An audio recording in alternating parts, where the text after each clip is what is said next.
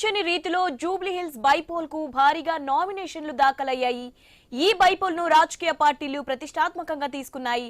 అయితే అనూహ్య రీతిలో RRR రైతులు, ఫార్మాసిటీ బాధితులు, మాల జేఏసీ సభ్యులు, స్వతంత్ర అభ్యర్థులు భారీగా నామినేషన్లు వేశారు. ప్రభుత్వంపై తమ వ్యతిరేకత హైలైట్ అయ్యేలా వ్యూహరచన చేశారు. ఇంతకు ముందు ఇన్ని నామినేషన్లు ఎప్పుడైనా ఎక్కడైనా పడ్డాయా? జూబ్లీ హిల్స్ బైపోల్ కు ఇంతలా నామినేషన్లు పడటానికి కారణం ఏంటి?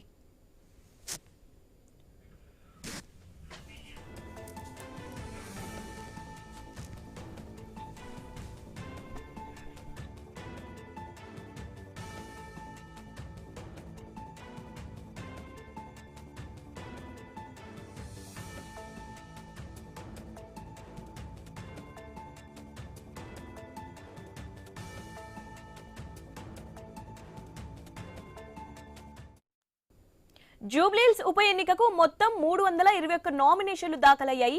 అర్ధరాత్రి వరకు నామినేషన్ల పర్వం కొనసాగింది. నిన్న ఒక్కరోజే 194 నామినేషన్లు వేశారు అభ్యర్థులు. నామినేషన్ల గడువు పూర్తి నాటికి మొత్తం 211 మంది అభ్యర్థులు నామినేషన్లు వేశారు.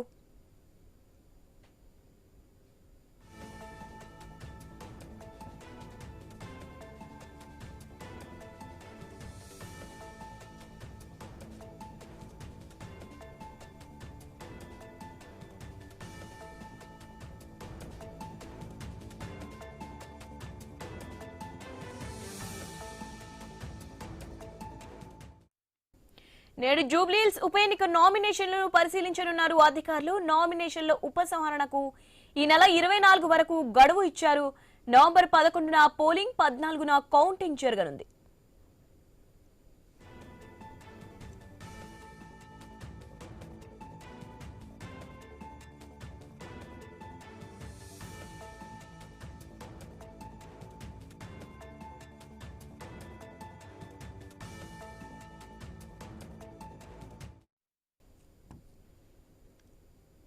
ఊహించని రీతిలో జూబ్లీ హిల్స్ బైపోల్ కు భారీగా నామినేషన్లు దాఖలయ్యాయి. ఈ బైపోల్ ను రాజకీయ పార్టీలు ప్రతిష్టాత్మకంగా తీసుకున్నాయి. అయితే అనూహ్య రీతిలో RRR రైతులు, ఫార్మాసిటీ బాధితులు, మాల జేఏసీ సభ్యులు, స్వతంత్ర అభ్యర్థులు భారీగా నామినేషన్లు వేశారు. ప్రభుత్వంపై తమ వ్యతిరేకత హైలైట్ అయ్యేలా వ్యూహరచన చేశారు. ఇంతకు ముందు ఇన్ని నామినేషన్లు ఎప్పుడైనా ఎక్కడైనా పడ్డాయా? జూబ్లీ హిల్స్ బైపోల్ కు ఇంతలా నామినేషన్లు పడటానికి కారణం ఏంటి?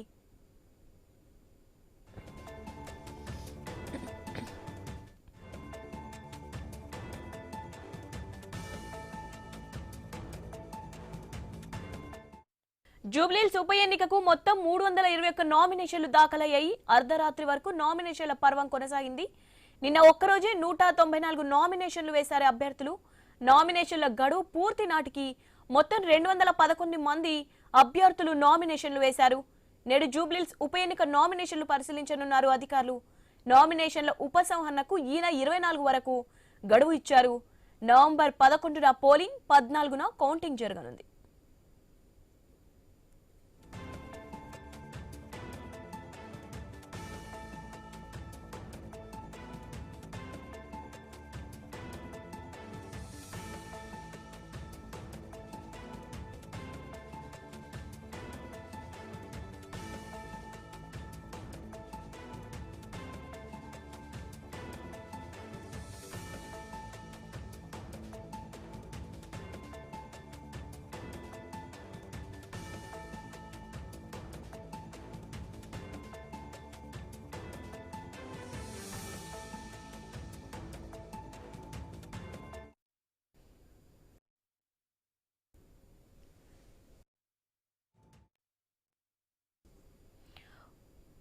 ఊహించని రీతిలో జూబ్లీ హిల్స్ బైపోల్ కు భారీగా నామినేషన్లు దాఖలయ్యాయి. ఈ బైపోల్ ను రాజకీయ పార్టీలు ప్రతిష్టాత్మకంగా తీసుకున్నాయి. అయితే అనూహ్య రీతిలో RRR రైతులు, ఫార్మాసిటీ బాధితులు, మాల జేఏసీ సభ్యులు, స్వతంత్ర అభ్యర్థులు భారీగా నామినేషన్లు వేశారు. ప్రభుత్వంపై తమ వ్యతిరేకత హైలైట్ అయ్యేలా వ్యూహరచన చేశారు. ఇంతకు ముందు ఇన్ని నామినేషన్లు ఎప్పుడైనా ఎక్కడైనా పడ్డాయా? జూబ్లీ హిల్స్ బైపోల్ కు ఇంతలా నామినేషన్లు పడటానికి కారణం ఏంటి?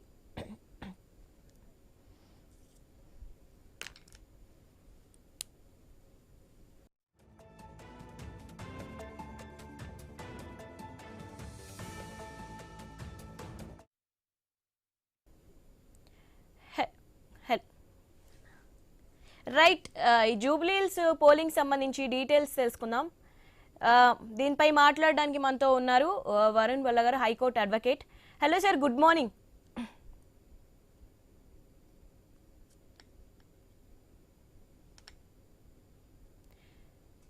Good morning sir. Sir, Jubilee Hills ఉప ఎన్నికలో RRR రైతులు భారీ సంఖ్యలో నామినేషన్లు వేశారు కదా, సో దానికి రీజన్ ఏంటంటారు?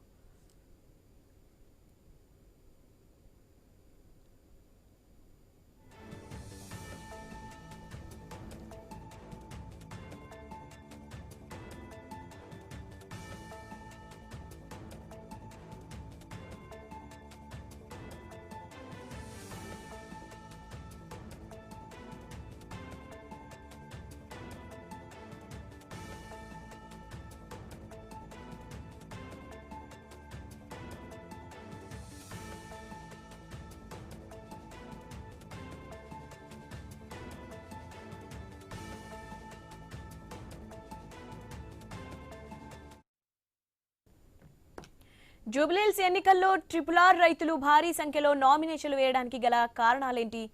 ప్రభుత్వం ఈ నామినేషన్లు ఎలా తీసుకుంటుంది? రైతులు వేసిన నామినేషన్లను విత్డ్రా చేసుకునే అవకాశం ఉందా?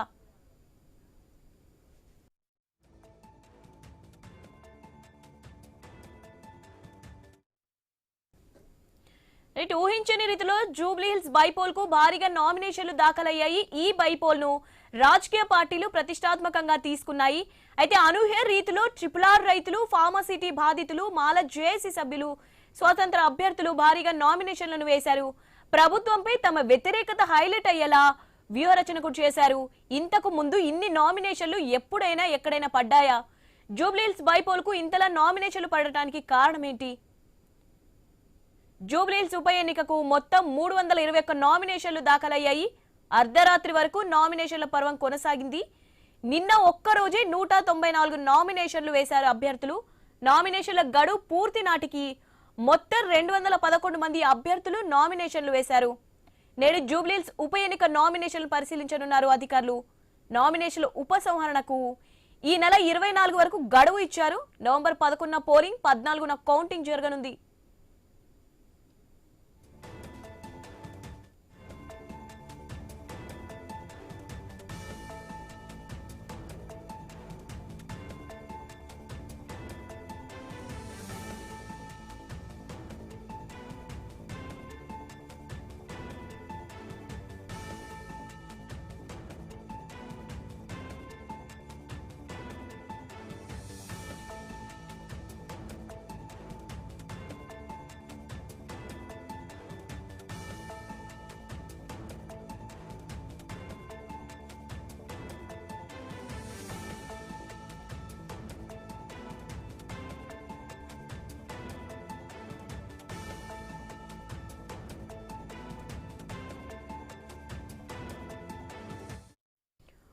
ఊహించని రీతిలో జూబ్లీహిల్స్ బైపోల్ కు భారీగా నామినేషన్లు దాఖలయ్యాయి.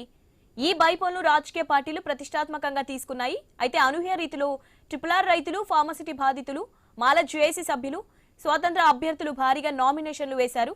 ప్రభుత్వంపై తమ వ్యతిరేకత హైలైట్ అయ్యేలా వ్యూహరచన చేశారు. ఇంతకు ముందు ఇన్ని నామినేషన్లు ఎప్పుడైనా ఎక్కడైనా పడ్డాయా?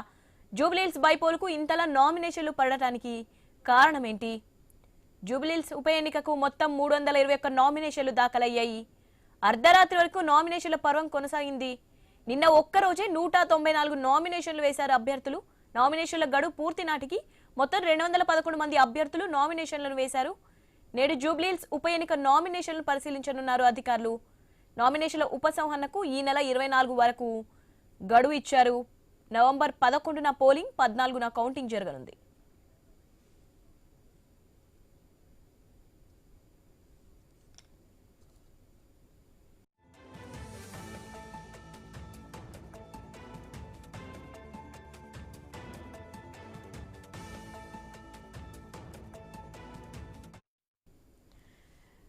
రైట్. ఈ జూబ్లీహిల్స్ పోలింగ్ సంబంధించి మాట్లాడడానికి పాండు అనే రైతు ఉన్నారు.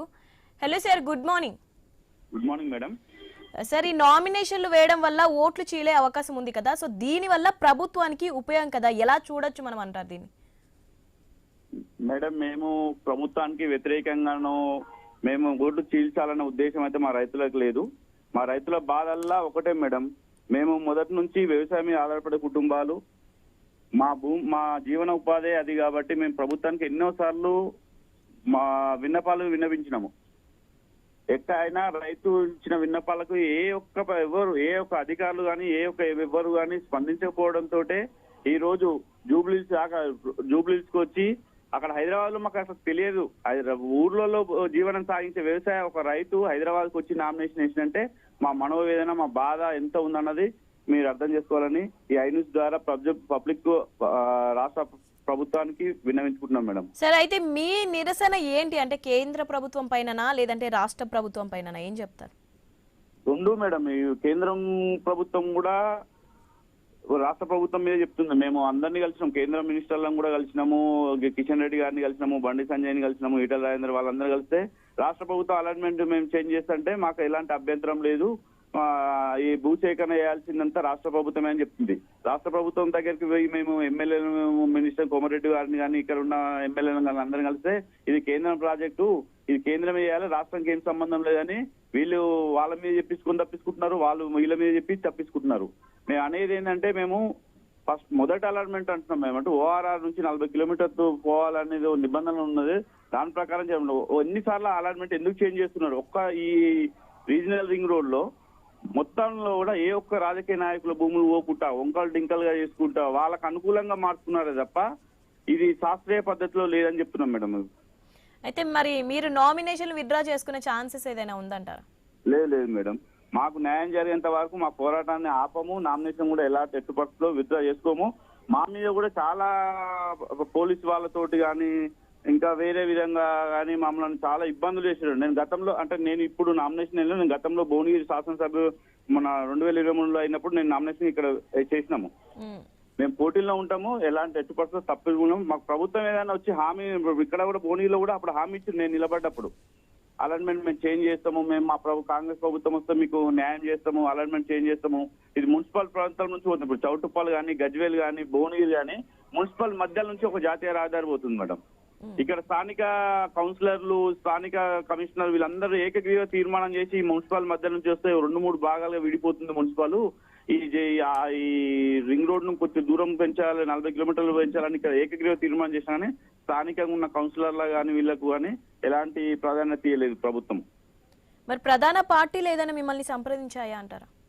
ప్రధాన పార్టీలు అంటే మేడం, ఇది తీసుకొచ్చిన స్టార్టింగ్ గతంలో టీఆర్ఎస్ ప్రభుత్వంలో ఉన్నప్పుడు ఇది రీజనల్ రింగ్ రోడ్ అనేది తీసుకొచ్చినారు. అప్పుడు కాంగ్రెస్ మాకు మద్దతు ఇచ్చింది. ఇది తప్పు, ఈ రీజనల్ రింగ్ రోడ్ అనేది 40 కిలోమీటర్లు 50 కిలోమీటర్ తర్వాత ఉండాలి, మున్సిపల్ మధ్య నుంచి పోవద్దని గతంలో ప్రతిపక్షంలో ఉన్న ఈ కాంగ్రెస్ పార్టీ కోమరెడ్డి వెంకరెడ్డి కానీ, భువనగిరి అనిల్ కుమార్ కానీ, రాజగోపాల్ రెడ్డి కానీ, బీర్ల ఐలయ్య కానీ అందరూ రైతులకు మద్దతుగా ఉండి పోరాటం చేస్తున్నప్పుడు గతంలో మేము పోరాటం చేస్తే జయేశ్వర్ రెడ్డికి వినతి పత్రం ఇస్తుంటే మమ్మల్ని అరెస్ట్ చేసి జైల్లో పెట్టినారు.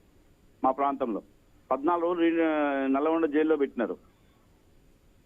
నాన్ అవైలబుల్ కేసులు పెట్టి పోలీసులతో ఇబ్బందులు పెట్టి అప్పుడు చాలా ఇబ్బందులు పెట్టారు.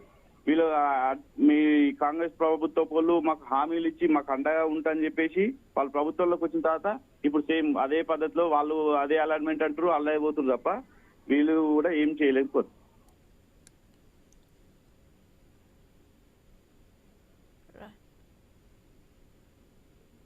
ఇన్ని నామినేషన్లు రైతులు వేయడం ఇప్పుడు మొదటిసారి చూస్తున్నట్టున్నాం కదా, ఇన్ని నామినేషన్లు పడ్డా అందరు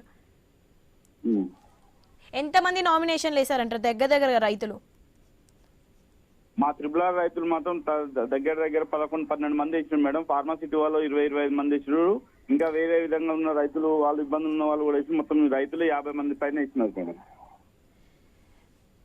ఒక రైతు అక్కడ దాకా వచ్చి నామినేషన్ ఏ పార్టీలు మిమ్మల్ని సంప్రదించాయంటారు? ఇప్పుడు ఏ పార్టీ అయినా ఏం లేదు మేడం, మేము ఇండివిజువల్ గానే వేస్తున్నాము. మాకు ఎవరు న్యాయం చేస్తారని ఇండివిజువల్ గా వేస్తున్నాం. ఏ పార్టీ ఇప్పుడు మేము టీఆర్ఎస్, కాంగ్రెస్, బీజేపీ ఎవరిని అనను. మాకు న్యాయం చేయమని అడుగుతున్నాం. అన్ని పార్టీలను కూడా మాకు న్యాయం, రైతుకు న్యాయం చేయమని అంటున్నాం. RRR వల్ల రాష్ట్రానికి ఉపయోగం అంటున్నారు కదా, అదే రైతుకు ఎందుకు న్యాయమైన మీకు అభివృద్ధికి ఖచ్చితంగా కావాలన్నప్పుడు రైతుతో చర్చ చేయొచ్చు కదా. రైతు భూమి కావాలన్నప్పుడు రైతుతో కాకుండా పోలీసులను పకడ్బందీ పెట్టేసి పోలీసులతోటి వేసి రైతు నొప్పి లేని పరిస్థితిలో ఉన్నారు మేడం. ప్రభుత్వం ఏమంటుంది? ఏం సంప్రదించిందా? ప్రభుత్వం ఏమైనా సంప్రదించిందా? ఎక్కడ రైతుతో ఇంతవరకు ఎక్కడ సంప్రదించలేదు మేడం. ఇక్కడ ఆర్డీఓలు కానీ కలెక్టర్ కానీ రైతుని ఒక చిన్న చూపు మేడం, చిన్న చూపు అంటే అసలు హేళనగా చూస్తున్నారు. ఇక్కడ మీరు ఏం చేస్తారు, మీరు ఏం చేసినా మాది ఆగదు, మీరేమని మాకు కనీసం కలెక్టర్ దగ్గర పోతే కనీసం ఒక మా సామాన్యం విలువనే లేదు మేడం రైతులకు. మీ నిరసన ఏంటంటారు మేడం? మీ నిరసన ఏంటి? మా నిరసన మేడం, రాష్ట్ర అభివృద్ధికి అయితే మేము అడ్డుగా అంటున్నాము. మేము మా డిమాండ్స్ కూడా మేము ప్రభుత్వానికి చెప్పినాము. భూమికి భూమి ఇవ్వమంటున్నాం మేడం. రైతు భూమి తీసుకుంటే మా జీవన ఉపాధమే అది కాబట్టి భూమికి భూమి ఇవ్వండి. మా ఎంత భూమి తీసుకుంటే మీరు తీసుకుంటున్నారు, లేదంటే దూర ప్రాంతంగా పోండి, మున్సిపల్ మధ్యలో నుంచి పోతున్నాయి, టౌన్ లో ఉండదు. లేదు కాదు, ప్రభుత్వం ఆల్రెడీ అయిపోయిందని కూడా భూమికి భూమి ఇవ్వమంటున్నాం మేడం రైతులకు. మేము చేసుకున్న బతికేది చిన్న ఒక రాజకీయ నాయకుడు చిన్న పని చేస్తేనే 4-5 సార్లు వాళ్ళు ఓటు అడుగుకుంటారు మేడం. మేము భూమి రాష్ట్రానికి అభివృద్ధి కోసం భూమి ఇస్తున్నాం మేడం. మేము వేరే ఏం అడగట్లేదు, భూమికి భూమి ఉంటాం. మా ఎకరం భూమి పోతే ఆ ఎకరం భూమి చూపించమంటున్నాం మేము. ఫార్మసిటీ వాళ్ళు ఎక్కువ వేసారా నామినేషన్లు, మీ ట్రిపుల్ రైతులు వాళ్ళు వేసారా? అందరూ ఇచ్చినాం మేడం. ఫార్మసిటీ వాళ్ళు ఇస్తాము, ట్రిపుల్ కూడా ఇస్తాం మేము. దగ్గర వాళ్ళ ఎంత ఉండే ఛాన్స్ ఉన్నాయి అంటారు? వాళ్ళే ఎక్కువ ఉంటుండొచ్చు మేడం. వాళ్ళే ఎక్కువ ఉంటాయి. Right, thank you sir.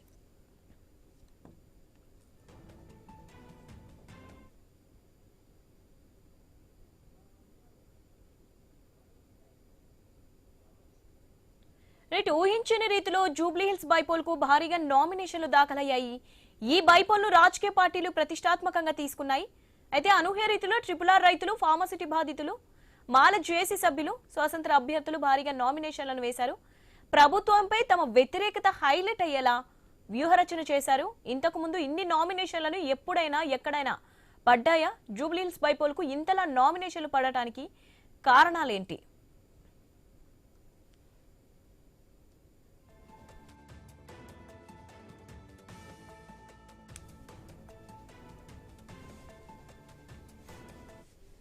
Right, ఈ జూబ్లీహిల్స్ బైపోల్ కి సంబంధించి డీటెయిల్స్ తెలుసుకుందాం. మనతో ఉన్నారు లైవ్ లో హైకోర్టు అడ్వకేట్ వరుణ్ బొల్లం గారు.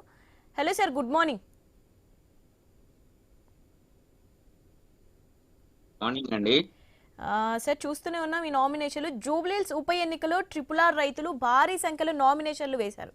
సో దానికి రీజన్ అంటారు, ఏం చెప్తారు? ఓకేనండి, చెప్పు. జూబ్లీహిల్స్ బైపోల్లో ఇంతమంది రైతులు రావటం అనేది నిజంగా బాధాకరమైన విషయం అండి. am I audible? Sir, yes sir, చెప్పండి. హలో. సార్, వినిపిస్తుంది, చెప్పండి. క్లియర్ గానే ఉంది. ఇక్కడ మనకు చూస్తే నిన్న ఒక్కరోజే 194 నామినేషన్లు నేను ఒక్కరోజు చేయాలంటే, మనకు మామూలు చూస్తే agriculture is the back bone of Indian economy అంటారండి. ఓకే, మనకు జై జవాన్ జై కిసాన్ అన్నట్టు ఎప్పుడు కూడా రైతులు బాగుంటేనే దేశం బాగుంటుంది అనేది మన హిస్టరీ కూడా చెప్తుంది. ఓకే, 194 మంది ఒకే రోజు నామినేషన్లు వేసారంటే ఇది కొంచెం ఆలోచించాల్సిన విషయం. ఎందుకంటే మనకు ట్రిపుల్ ఆర్స్ రైతులు ఎక్కువ ఉన్నారు. మీరు అన్నట్టు మాల కమ్యూనిటీ, మిగతా కమ్యూనిటీ వాళ్ళే ఎక్కువ మంది నామినేషన్ వేయడం జరిగింది.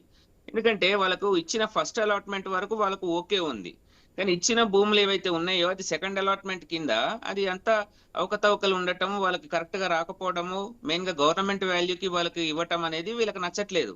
ఎందుకంటే రైతులకు కావాల్సింది మార్కెట్ వాల్యూ. ఎందుకంటే వాళ్ళు కొంచెం ఫ్యామిలీస్ ఉండి వాళ్ళు కొంచెం వెల్ఫేర్, వాళ్ళు డెవలప్ అవుతారనే ఆలోచనతో రైతులు ఉన్నారు. ఇవాళ వాళ్ళు ఎక్కడి నుంచో వచ్చి ఇక్కడ నామినేషన్ వేస్తున్నారు, ఇంతగానం జరుగుతుంది అంటే అక్కడ రైతులు నష్టపోతున్నారని మనం గమనిస్తున్నాం. ఓకే, ఇంతమంది రైతులు ఒక బైపోల్ ఎలక్షన్ కోసం ఇంతమంది రైతులు నామినేషన్ వేయడం అనేది అసలు ఇంతకుముందు ఎప్పుడు జరిగినట్టుగా మనకు కనిపించట్లేదు. ఇక్కడ ఒక రకంగా ప్రభుత్వానికి వ్యతిరేకంగా ఉన్నదని మనం చెప్పుకోవాలి. అయితే ప్రభుత్వం ఈ నామినేషన్లను ఎలా తీసుకుంటుంది అంటారు సార్? హలో, ప్రభుత్వానికి ఇప్పుడు బైపోల్ ఎలక్షన్ పెట్టాలని పెట్టుతున్నారు కానీ అక్కడ రైతులకు ఎంత నష్టపోతున్నారో ఎవరు అక్కడ సర్వే కానీ అక్కడ ఫోకస్ కానీ చేయట్లేదు. ఎందుకంటే ఇంతమంది రైతులకి ఎంత ఆవేదన ఉంటే నామినేషన్ అంటే ఎక్కువ మందికి నామినేషన్ డబ్బులు లేకున్న రైతులు కూడా ఉంటారు. యాక్చువల్గా వాళ్ళందరికీ ఎందుకు ఓట్లు చీల్చాలని అనిపించింది, ఎందుకు అక్కడ మనము నామినేషన్ వేయాలనిపించింది అంటే వాళ్ళకి ఇచ్చిన ల్యాండ్ ఏదైతే ఇస్తున్నారో వాళ్ళకి గవర్నమెంట్ రేట్ మీద ఇస్తున్నారు. గవర్నమెంట్ రేట్ మీద ల్యాండ్ ఇస్తే ఏమి ఉపయోగం అనేది పడింది, వాళ్ళకి మార్కెట్ వాల్యూతో రావాలి. అంటే ఇచ్చిన ల్యాండ్ కూడా కరెక్ట్ గా వాళ్ళ రూట్ లో రాకుండా ఎవరో కొందరు రాజకీయ నాయకులకి ఇబ్బంది అవుతుందని చెప్పేసి వాళ్ళు సెకండ్ అలాట్మెంట్ వేరే రూట్ లో ఇచ్చటం వల్ల ట్రిపుల్ ఆర్ రైతులకి చాలా ఇబ్బంది జరుగుతుంది. సో ఇది ప్రభుత్వం ఒక ఫెయిలియర్ అని చెప్పాలి. ఎందుకంటే ఎప్పుడైనా అండి జై జవాన్ జై కిసాన్ అంటారో, లేకపోతే back bone of Indian economy అంటారో, రైతులు అనే వాళ్ళు బాగుంటేనే మనకు ఫుడ్ దొరుకుతుంది. పంట పొలాలు ఎంతో మందికి ప్రతిలో సిటీలో బతుకుతున్న రైతులు ఎంతో ఇప్పుడు మందికి వేసిన కూడా ల్యాండ్స్ అవన్నీ నామినేషన్లు ఉంటాయండి. మళ్ళీ విలేజెస్ టౌన్స్ లో వాళ్ళు రైతులు నామినేషన్ వేశారు కదా సార్, మళ్ళీ అది విత్డ్రా చేసుకునే ఛాన్సెస్ ఏదైనా ఉందా? విత్డ్రా చేయాలంటే ప్రభుత్వం నుంచి వాళ్ళకి ఏదైనా హామీ రావాలి. మీకు మార్కెట్ వాల్యూ పరంగా ఇస్తాము, లేకపోతే ఇంకెక్కడన్నా మేము ల్యాండ్ ఇస్తాం మీకు, ఓకే, ఇంకెక్కడన్నా ప్లేస్ లో ఇస్తాం మీకు అనే హామీ ఒకటి ప్రభుత్వాన్ని నుంచి, ఆ అగ్రికల్చర్ మినిస్టర్ గారి నుంచి మనకు వస్తే గనక అప్పుడు రైతులు విత్డ్రా చేసుకునే అవకాశం ఉంటుంది. ఎందుకంటే ఇక్కడ గెలవాలి, గవర్నమెంట్ తరపున పెట్టిన ఎవరైతే పర్సన్ ఉన్నారో తను గెలవాలన్నా ఇక్కడ ఓట్లు చీలిపోకూడదు. చీలిపోకుండా ఉండాలంటే రైతులకు ఒక భరోసా, ఒక హామీ అనేది ఇవ్వాలి. తగిన మినిస్టర్ గాని, ముఖ్యమంత్రి గారు గాని వాళ్ళకి వేరే చోట అలాట్మెంట్ చేస్తాము, లేకపోతే మార్కెట్ వాల్యూ పరంగా ఇస్తాము, సరైన పద్ధతిలో ఇస్తాము, సర్వే చేసి ఇస్తాము అనే వాళ్ళకు ఒక భరోసా ఉంటే గనక ఖచ్చితంగా వాళ్ళు విత్డ్రా చేసుకునే అవకాశం ఉంది. Right, thank you sir.